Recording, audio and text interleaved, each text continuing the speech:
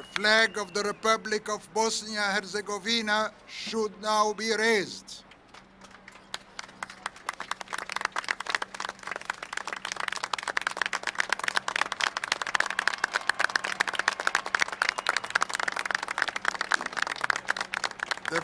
Za slobodu borimo se, naši sinovi.